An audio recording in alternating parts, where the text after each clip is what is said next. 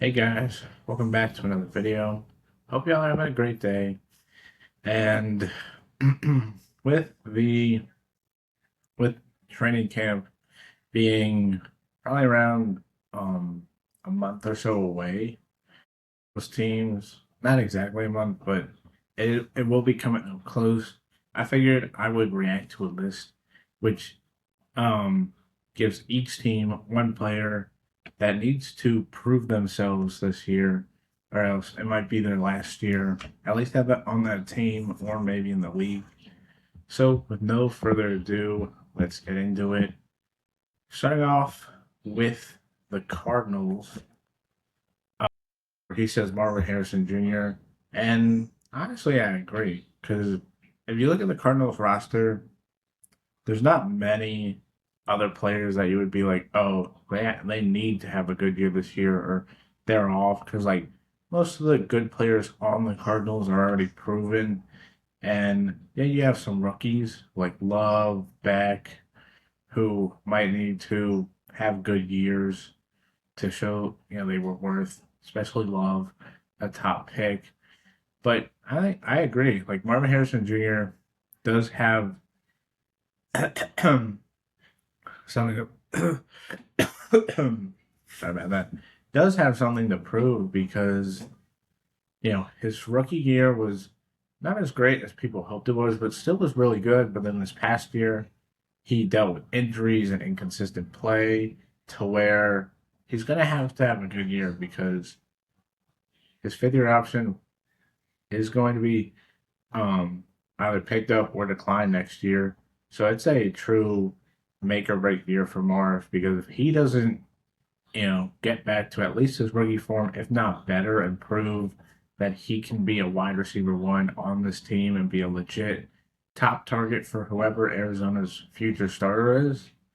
He's gonna have to prove it this year, or else, Mike LaFleur, the new head coach, and Monty Ossenfort might be looking to move on from the former fourth overall pick, which is crazy to say, but we'll have to see. Went out of the Falcons with Michael Penix. And I would I would agree, but I would also include both Tua and Kevin Stefanski. Because both Penix and Tua battling for this QB job, but both are sort of on make or break years. Like Penix, just like Marv, will is entering his third year, meaning his fifth year option will either be it will be either declined or picked up next off season. And this is a make or break year because he was seen as not the greatest quarterback, but a really talented guy. He's dealt with injuries, he's dealt with inconsistent play, so this will be a big year for Tua. I mean, yeah, yeah, for Tua, it's a new situation where he needs to prove that it wasn't just Mike McDaniel and Tyreek Hill that were making him look good, but he can actually stay healthy for another year and prove that his play can be the reason the team is winning games and not be, bad. Because whoever I think wins the job will be given at least probably half a season to prove to Stefanski and his coaching staff that they can be the guy for the entire year. So I think both guys are hoping to get that job for week one and hoping they can prove people wrong about them. And then Kevin Stefanski, I think he needs to prove whether it was just, you know, crazy runs in Cleveland or if he was actually a good coach and the front office were the reasons that he wasn't able to have much success. Because, two-time coach of the year, helped Cleveland to have their most relevant season since returning to the league, or yeah, returning to the league back in '99. So it is very interesting to see if he can prove that it was just Cleveland's front office that was the reason um be he couldn't be a good like it was Cleveland's front office that was hurting him with the bad decisions they made, and it wasn't him being the reason the Browns, weren't good those last couple of years. Moving on to the Baltimore Ravens, where they say Nnamdi Madubuike, which is very interesting.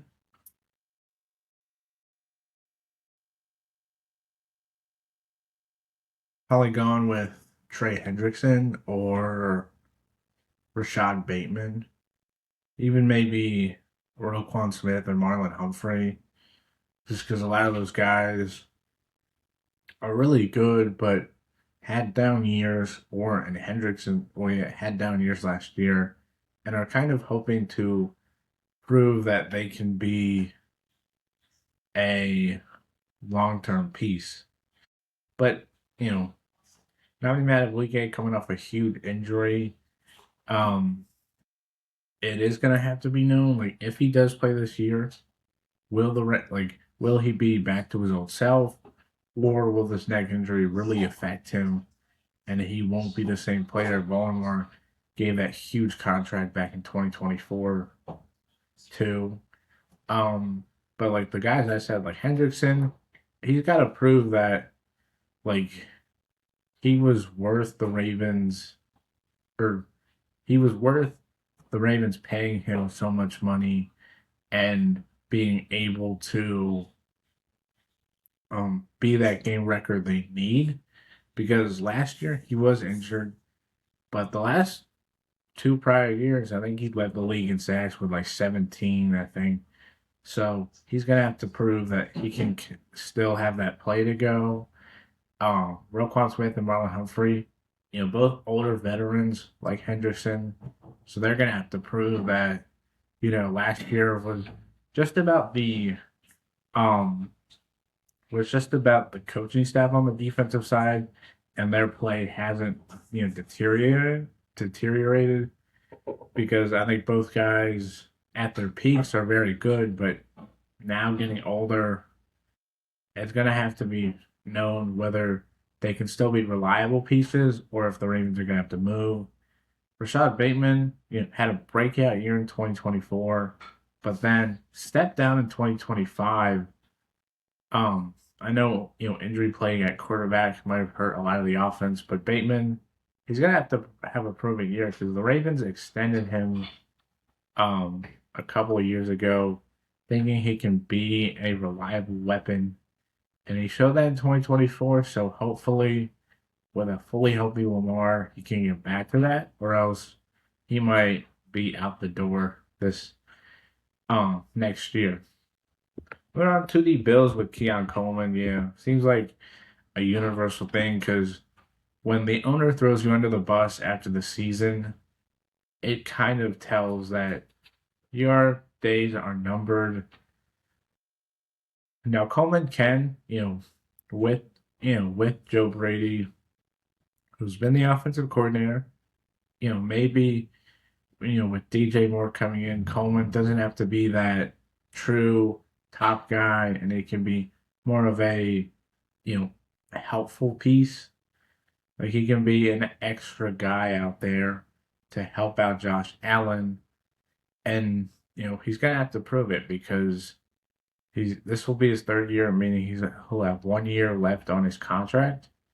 And the Bills selected him back in 2024, believing he could be, you know, that top guy Josh goes to. He hasn't been that, and with still the same staff, like the GM that drafted him, and then his OC, his first 2 years are still there. So it's not like it's a different regime, but clearly with them bringing in DJ Moore and really trying to bring in more, weapons like Skylar Bell in the draft, it clearly shows that they don't believe Coleman can be that guy, and it'll be a big proven year because if he still isn't that great, the Bills are more than likely going to move on from him, and who knows where he ends up because he hasn't played well in Buffalo. Where's he going to play well in?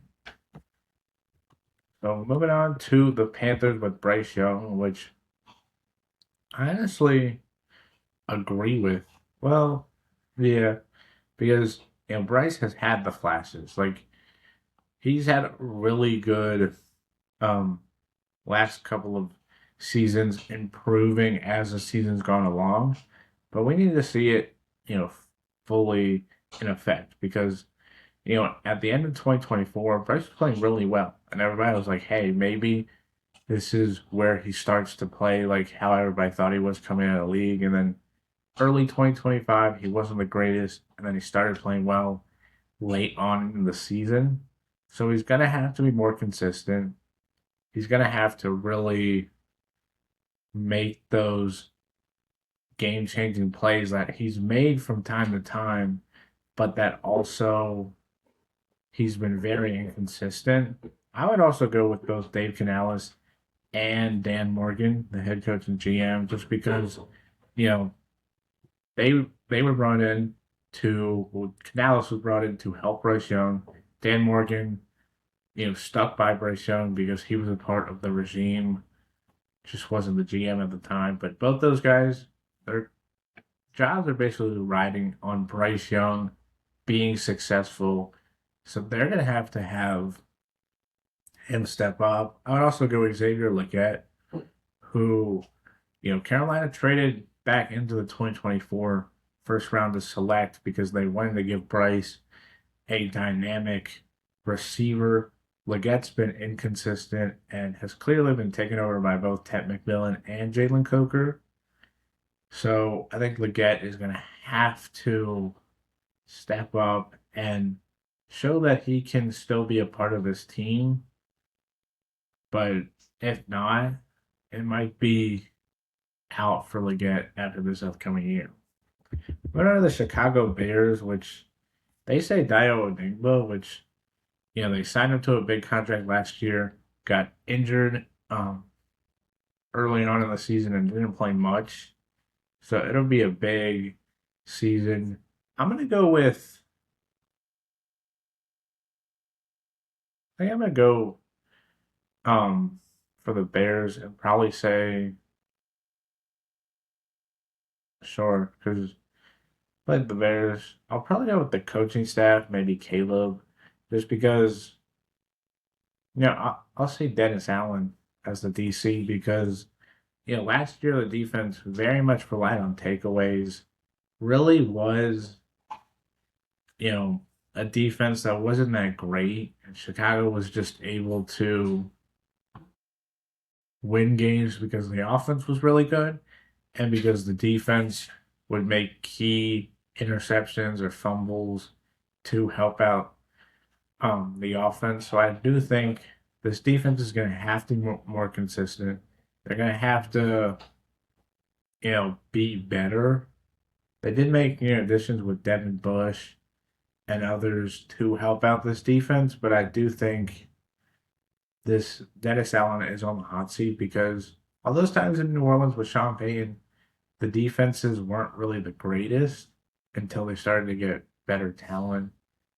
Um, and even then, the defenses weren't the greatest. So I do want to see that defense improve because the Bears are not going to have the same luck they did this past year. So if that defense improves and the offense stays consistent, despite the offensive line inconsistencies, which you could also go with who's playing center and left tackle. They got to prove that they can hold down the fort for this offense, especially center. Well, center and left tackle, I feel like are like the two most important offensive line positions. The blindside protector, and then the center, which kind of help, the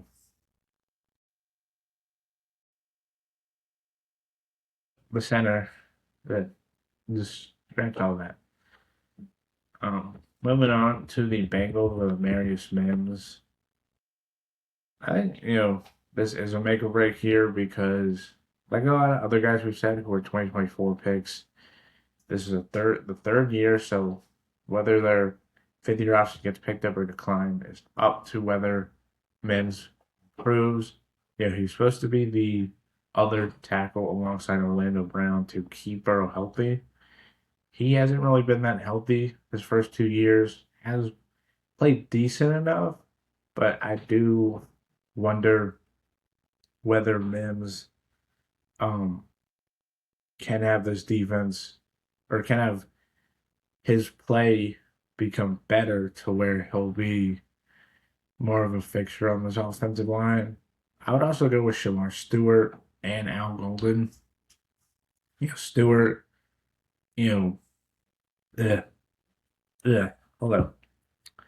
Yeah, Stewart, who sat out most of training camp last year because of the contract negotiations for his rookie contract, then comes in, doesn't play particularly well.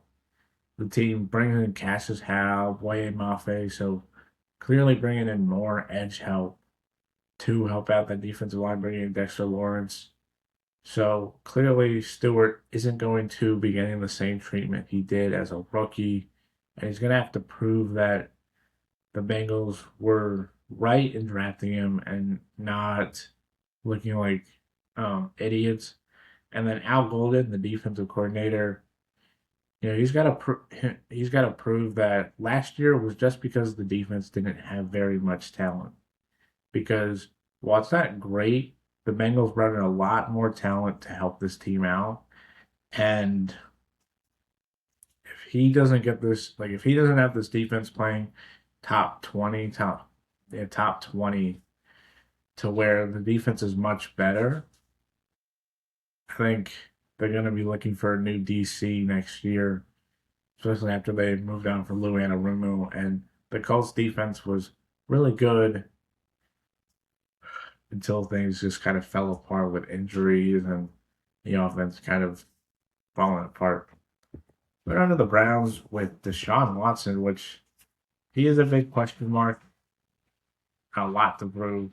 Hasn't played much since being traded to Cleveland due to injury and suspension.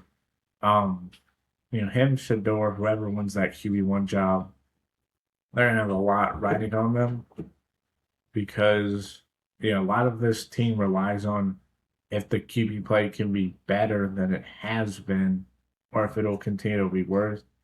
You could also say Todd Monken has to prove that the Browns made the right choice in hiring him because a lot of people thought it should have been Jim Schwartz. So I do think he's got a lot to prove that he can have this offense playing better than Stefanski did. You could also say the offensive line for the Browns has a lot to improve because 5 new starters all across that O line. How will it look in this new scheme? You could also say the defense. No more Myles Garrett, new DC.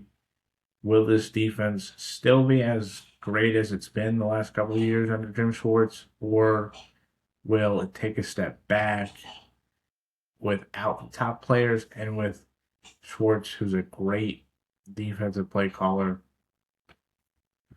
Now to the Cowboys saying DaRon Bland, which, after the team moved on from Trayvon Diggs, Bland clearly has to prove that his 2023 year was not a fluke. Because the last 2 years, yes, he's been injured, but the play has not been the greatest.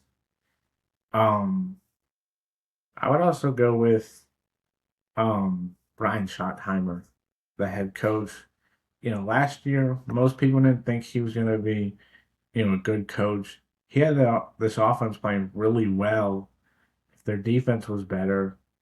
But now, with them bringing in Christian Parker and improving this defense, I do think Schottenheimer is going to have to prove that he can lead the Cowboys to more success because I do think he has shown he's a great offensive mind, but when it really comes to being a great head coach is when you're able to have your team win in certain spots that other coaches don't.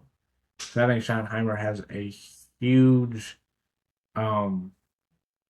what's the word? A huge, um, prove it year to show that he can be the coach to finally get Dallas back to the Super Bowl. Moving on to the Broncos, they say J.K. Dobbins, which, was last year just a flash in the pan, or was Dobbins before his injury really good? He's always been injured in his career outside of like 2020. his rookie year. So he does have a lot to prove. I would say Davis Webb, the offensive coordinator, who's now going to be taking over play calling duties. Will that be the right decision? And will Denver's offense be better? Or will it still be as inconsistent as it was this past year? You could also go with Bo Nix, who, yes, has been really good and led the Broncos to an AFC championship game, but is coming off an injury. And, we'll see if that affects his play and whether or not the Broncos are able to win while Nix is sort of trying to get back in the groove, or if he continues to play inconsistent, which leads Denver to not be as great as they were this past year. And I mean, we're on to the Lions. They say Terry Arnold, which another 2024 first round pick who has not played well in his first 2 years, despite a lot of people hoping he would be finally the answer to Detroit's corner problems. They brought in plenty of guys the last couple of years to help out that secondary. So Arnold's clearly fallen down the pecking order. I would go with Drew Petzing, the new offensive coordinator, who didn't really have Arizona's offense the last couple of years when he was with the Cardinals playing particularly well. So was it Arizona's talent, and the coaching staff around him, or was it Petzing? You could also say Jared Goff, who still had a really good year, but I also think that, you know, Goff isn't a very mobile quarterback. And if this Lions offense doesn't improve, like a lot of people hope it will, especially with Penasul moving over to the left side, drafting Blake Miller, still having two guards who are very young and unproven, will Goff still be able to play great, or still be good, but the Lions not be great? You could also say um, Dan Campbell, who has been a great coach, but was he only great because of Ben Johnson, or can he have this team turn it around? Went on to the Packers. They say Jordan Morgan, which I don't hate because Morgan's been inconsistent through his first 2 years, moved around plenty of different positions. So will he be able to be a full time, whatever he is, tackle guard, or will it still be inconsistent? I also got Jordan Love, another Jordan, and Matt LaFleur. Both are, great quarterbacks and coaches, but Love has played well, but has been very inconsistent as the season's gone along. Can he put together one full good year? And then Matt LaFleur, still a great coach, but after blowing that big lead, how does this team respond? They have the talent, but will LaFleur be able to have his team, playing as well as they have been, or will it start, crashing down after blowing that huge lead to the Bears? And could we see big changes in Green Bay come next year? The Texans, they say Tank Dell, which I don't hate because he doesn't have to prove that coming off a huge injury that he suffered back in 2024, will he be able to get back to the level he was previously, especially with Jaden Higgins and Jalen Noel sort of taking over, um, taking over and will be ahead of him in the pecking order, or will Dell not be as great? I would also go CJ Stroud, and I'm a huge believer in Stroud. I think a lot of people criticize him too much, but You know, he has played, the last couple of years, hasn't been as great as his rookie year. And I do think CJ Stroud does need to have this team playing much better offensively. Now, maybe the offensive line you could also say, because, you know, they did bring back some guys, but they also brought in some newer players. So will they be able to help this team out? We'll see. But I do think Stroud has a lot to um prove, whether his rookie year was just a one season wonder, or if he can get back to that play and have the Texans, who have a championship defense, can they have a championship offense is unknown. What about Colts with Josh Downs, who this is a prove it year because no more Michael Pittman. So Downs will now be put as wide receiver two. So will he be able to, put up the numbers he has now that more teams will be looking at him? I would go also Daniel Jones, coming off a huge injury. His play was starting to decline, even though the schedule was getting worse. So, what does Jones look post injury?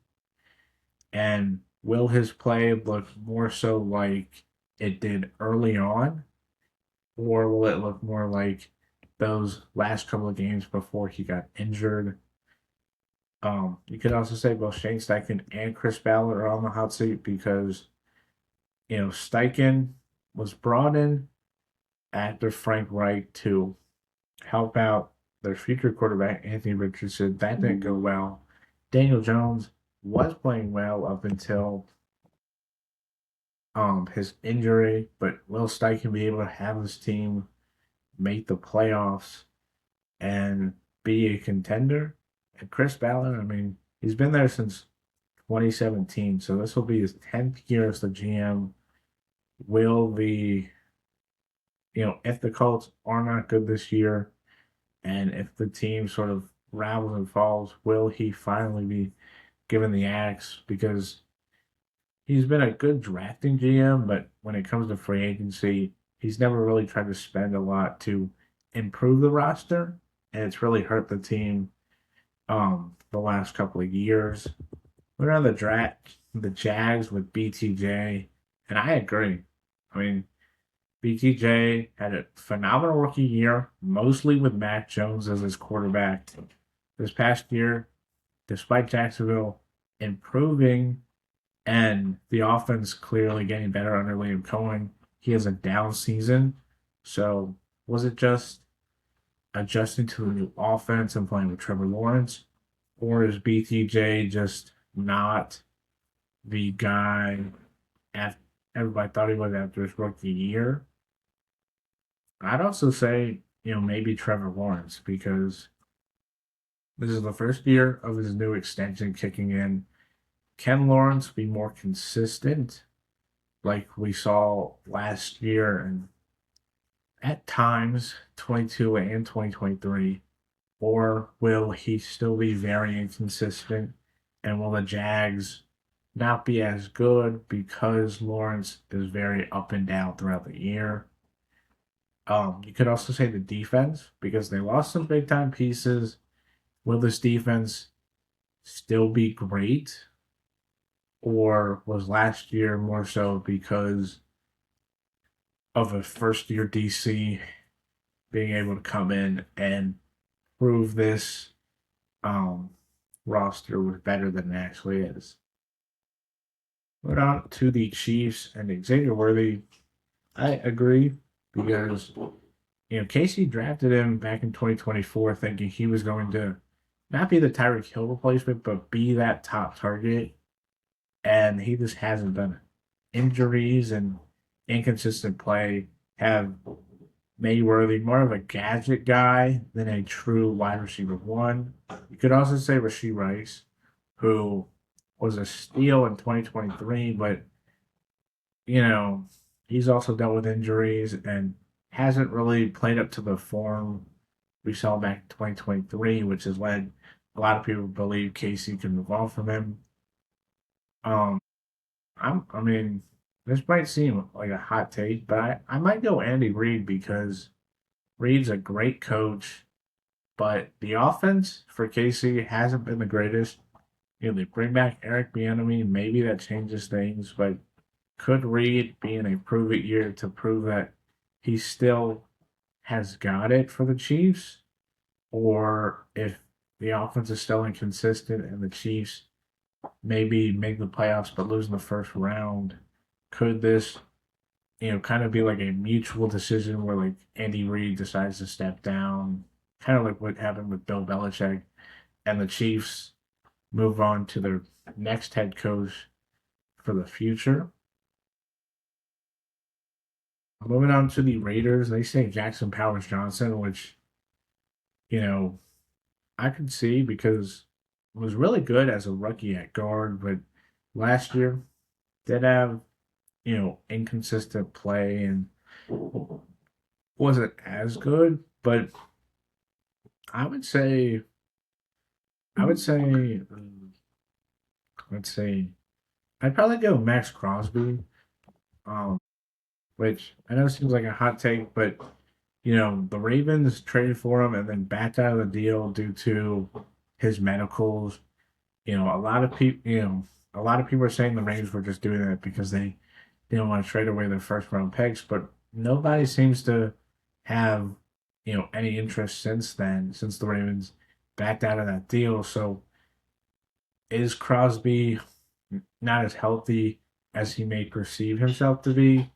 And I think, if he has another down year where he's good but gets injured and misses a chunk of time, maybe it's time to say that Crosby, while once great, has clearly not as good. We could also say um, Clint Kubiak, the head coach, who, you know, is supposed to have this team playing really well or have the offense playing really well.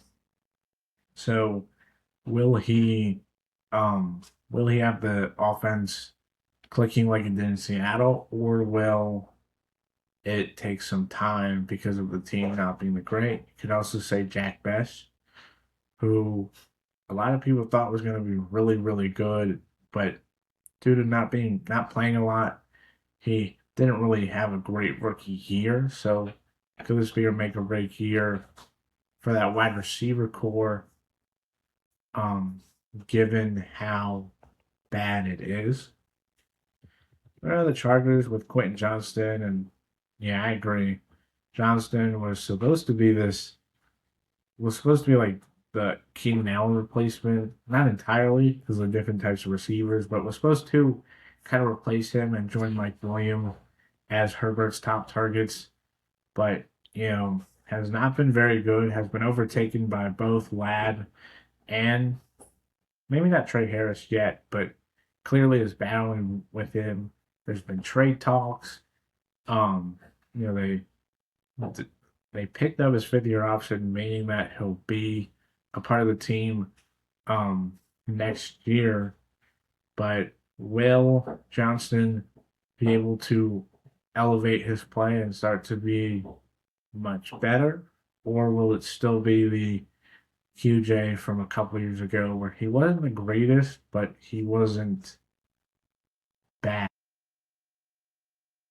But on to the Rams, they say Kobe Turner, which, with how stacked that defensive line, you could say, you know, Turner, who entering the final year of his contract, will he be able to play well enough to earn that second contract by the Rams? I would go with, the Rams are kind of a hard team to pick because they don't have many players. Um, but I would maybe say Chris Shula, who had this defense playing great for most of the year, but it was inconsistent late into the season. With the additions of McDuffie, Watson, Garrett, will Chris Shula have his defense playing much better to where they're like a top 5, top 3 unit in the league? Or will those inconsistencies still be there? I mean, the Rams don't have many players that are like, if they don't play well this year, they're out because most of the players on the Rams are just really good and will be um, getting contracts soon. Dolphins, they say Malik Willis, which I do think he has a lot to prove, but I think with the Dolphins giving him a 3 year deal, it's more so a 2 year deal. I think they're giving him a couple of years to play better, or they're giving him 2 years to prove it. So I feel like he doesn't have much. I would say, um, let's see, I'd probably say Jeff Hafley and the GM, who I forget his name is, both coming over from Green Bay, both being sought after by the Dolphins. Clearly, I think they have to prove that the decisions they've made that have been very confusing this offseason will lead to Miami being a better team. Because this is now like fourth regime in the last 10 years, maybe. Yeah. So I do wonder, whether or not this regime can finally get the Dolphins back to the playoffs and being a contender, or if the team is just stuck as a good but not great team. But on to the Vikings, which I mean, JJ McCarthy does have a lot to prove, just like Michael Penix. I'd also say Kyler Murray, both QBs, kind of like the Falcons. Like I said earlier, both guys kind of in make or break years. Like Kyler Murray needs to prove that, kind of like a couple of years ago when Sam Darnold was signed to the Vikings. Murray has to prove that he can be a part of a winning team, that he can be the reason a team is winning and playing well, and not just be a flashy guy that doesn't really, um, what's the word? Like, doesn't really lead to much success. So I didn't think Murray, if he wins the job, he's going to have to prove that, you know, the Vikings will win games and be better this year because he's a part of them.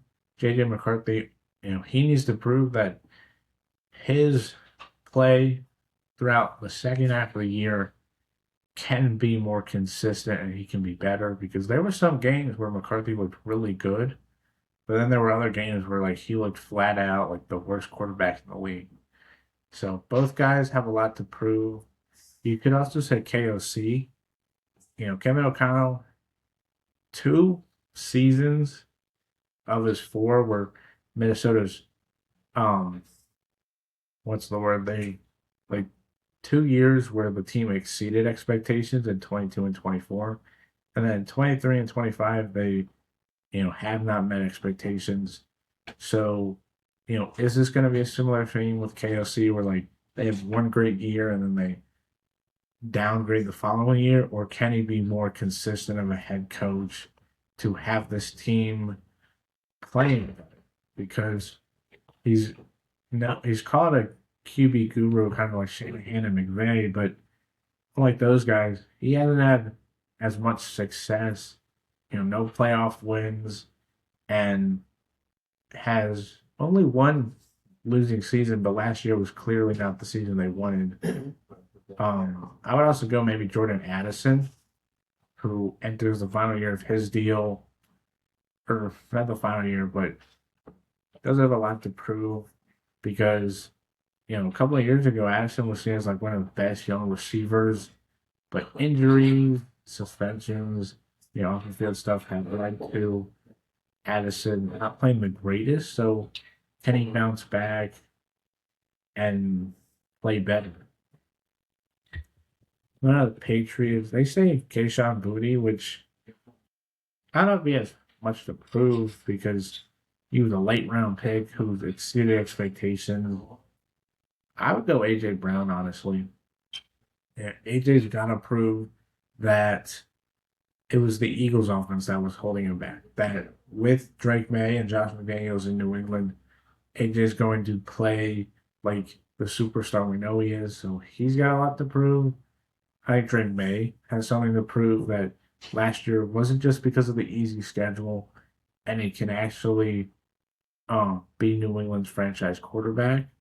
I think the defense, yeah, because they lost some guys. Um, so can that defense play better? Can the offensive line be more consistent protecting Drake, the receiver core outside of AJ Brown? And they brought in Romeo Dobbs to help with that. Can New England have this team playing better or have the offensive supporting cast? Saints, they say Chris Olave, which, you know, you could say it's a make or break year because this is the final year of his contract after um, multiple injuries throughout his rookie contract, but has had really talented seasons to show that he is a one of the best young receivers in the league. I would also go with Tyler Shuck. You know, was last year at the end of the year, Shuck, playing really well and being the reason the Saints started to become a better team, or was that just a flash in the pan and he's just never going to be as good? I think the defense has a lot to prove. Brandon Staley, the DC, I think he's going to have a lot to um, prove to show the Saints defense can be better than it was last year because a lot of people think the Saints can compete in the South, but if that defense doesn't get, significantly better, they're going to be once again in that like 5 to 8 win range. Moving on to the Giants, and they say Javon Holland, which him, Paulson Adebo, the two top free agent signings a couple of years ago. Dealt with injuries. I think it was last year actually. They signed both of those guys. Um, yeah, so both guys dealt with injuries and clearly were not the greatest. I would say John Harbaugh has a lot to prove because, well, everybody knows he's a great head coach and a future Hall of Famer. But, the way things ended in Baltimore, was that Harbaugh's fault? Was it the Ravens' fault? Like, I think he has to prove that it was the Ravens team as a whole and it wasn't Harbaugh. I think Jackson Dart has a lot to prove. Can he one, stay healthy, two, be consistent, and three, can he be leaning to winning? Because a lot of rookie quarterbacks who don't start off as the starter usually play well, and then people are like so excited, and then that sophomore year comes, and teams have tape on them, and they have to, they're the full time starter now, and they don't play as well. So I do think he Dart has a lot to prove that he can stay healthy and lead to winning. The Jets, they say Olu Fashanu. I disagree. I would probably say Aaron Glenn has a lot to prove. Because and this actually is one player, so there's a reason why there's no coaches on here, but I would say Aaron Glenn because last year the team sucked. They were bad. But was that because the team was bad and that they brought in a lot of veterans and they plugged a lot of their holes? Can this team be more in that 5 to 7 win range where it's like they're competitive but still not great? Um, I would say Geno Smith has a lot to prove. Can he um was last year just because he was on the Raiders, or is he just reverting back to his bad play? Frank Reich, the new OC, back in the NFL, he has a lot to prove. Can he be a good play caller in the NFL again, or has age caught up with him and he just is not that good? Can the defense be better? That's an Aaron Glenn thing too. Moving on to the Eagles, they say Moro Ojomo. I say Jalen Hurts. Hurts play was really bad last year, really bad. I mean, there were some games where like it was hard to watch Jalen Hurts play. So was that a Kevin Patullo thing, or is Hurts, you know, only playing well because of a good offensive coordinator, and will Sean Mannion help that out? The offensive line, I think, has a lot to prove. Like the talent is good, but without Jeff Stoutland, will this offensive line, who dealt with injuries last year, be a good enough unit to where they can hold the fort down, or will the play deteriorate? Can Devontae Smith be a wide receiver one? We saw it back in 2021, but um, can he be it full time now that AJ Brown's gone? Can Nick Sirianni, without can Nick Sirianni be the reason? Because a lot of times head coaches kind of coast because of the talent or because of the coordinators. So can Nick Sirianni elevate this Eagles team, or kind of like Hurts? Will he just was last year more so of what he is really, or can he get back to being a top head coach in the league? Um, Went on to the Steelers. They say Broderick Jones, who coming off a big time injury. Um, you know, who knows when he plays, especially after they drafted Maxia Hanachor. But he's entering a make or break year because can he stay healthy and play decent enough to be um a good enough coach? I would say Mike McCarthy has a lot to prove because yes, Dallas's defenses were really good. I mean, offensive, also, offensive were really good when he was there, but he never had any playoff success. Now being back with Rodgers on a Steelers team that is not very good, will he be able to have this team, unlike Mike Tomlin, win playoff games, or will it be more of the same? I think DK Metcalf, Michael Pittman have a lot to prove. Can this receiver core, will it be better, or will those guys be inconsistent? Can the defense be better?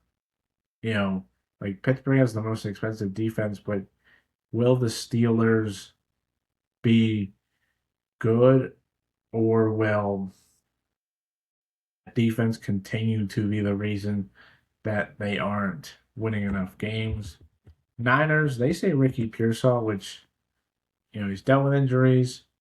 Will he be the same? I would go with Shanahan, Lynch, and Purdy, which might seem crazy, but the team's dealt with injuries. They've played well enough, but both Shanahan and Lynch have this is year 10 for them.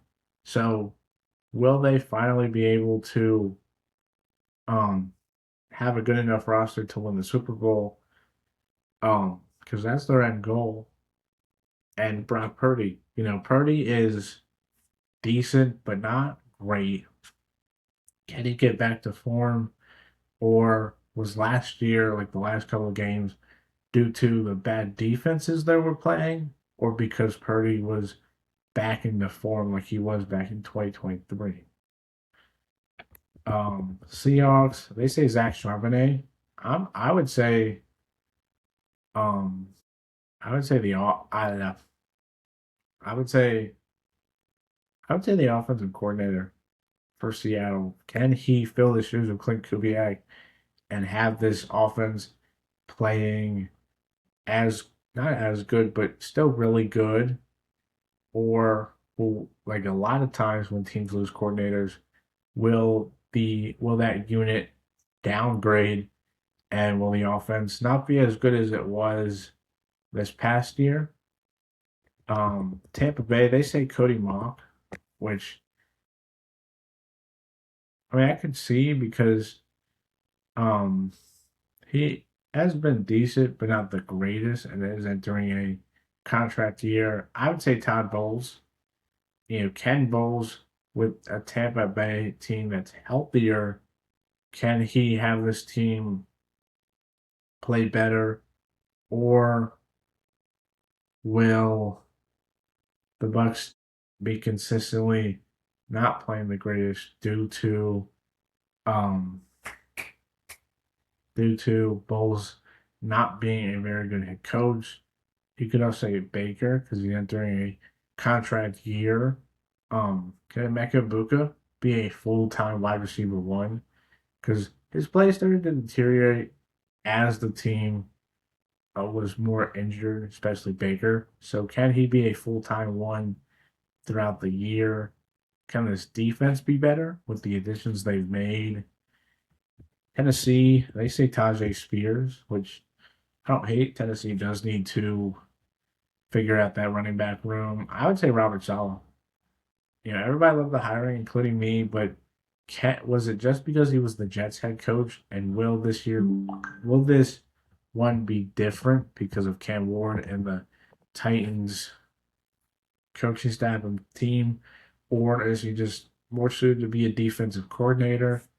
Um, you can also say um, Brian Daboll, who helped Josh Allen become the player he was, but the Giants' offenses were not very good when he was the head coach. So was that just because it was Josh Allen, or is Daboll a really good offensive coordinator? And then finally, Washington. They say Frankie Louisville, which I don't hate. I would say Dan Quinn, another coach, just because was 2024 a flash in the pan, or was 2025 just injury plagued and they would have been better? Terry McLaurin, was 2024 just because he was entering a contract. He was entering, um, contract year, and he needed to play really well. Or does McLaurin still have a lot to play? Can that defense be better? They brought in a lot of guys like Adafe Owe, Amik Robertson, um, Leo Chanel, Sonny Styles. Will that defense be better, or will those additions not mean much? Um, but that'll do it for today's video. You guys let me know down in the comments one player, coach, or executive you think needs to prove it this year for your team. And as always, hope you guys like, comment, subscribe, and hit the notification bell.